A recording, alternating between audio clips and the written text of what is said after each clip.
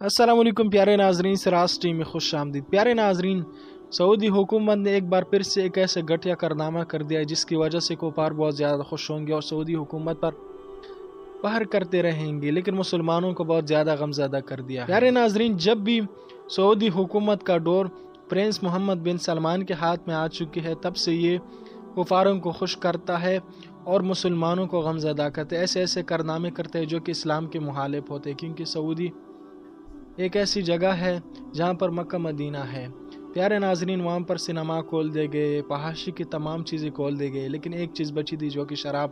اس حوالے سے محمد بن سلمان نے کہا تھا کہ سعودی میں کوئی نہیں پی سکتا اور اس کی اجازت ہم نہیں دیں گے، لیکن اب وہ اس وعدے سے مکر گیا ہے۔ رائٹر ایک اخبار ہے، تو رائٹر نے اس حوالے سے بتایا ہے کہ سعودی حکومت نے شراب خانے کھولنے کی اجازت دے دی ہے، یعنی اب سعودی میں بھی شراب خانے کھول دی جائیں گے اور اس کے لیے ایک لمٹ رکھا جائے گا۔ مسلمانوں تک نہیں پہنچائے جائیں گے، بلکہ جو کہ ٹورسٹ آئیں گے کفار، ان تک پہنچائے جائیں گے ایک لمٹ تک۔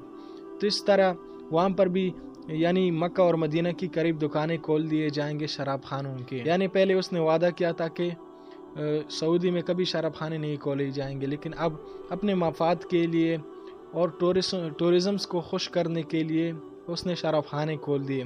ابھی تو کہہ رہے کہ مسلمانوں تک نہیں پہنچائے جائیں گے، لیکن فحاشی کا آغاز یہاں سے ہوتا ہے۔ پہلے ان لوگوں نے سینما کھول دیا، اب شراب خانے۔ پیارے ناظرین، سعودی کب کا اسرائیل کو تسلیم کرتا ہے، لیکن اس کے پیچھے بھی اس کے مفاد ہے۔ وہ امریکہ سے بہت کچھ چاہتا ہے، تو اس لیے وہ آرام سے امریکہ سے سب کچھ حاصل کرنا چاہتے ہیں، اس کے بعد وہ اسرائیل کو تسلیم کر لیں گے۔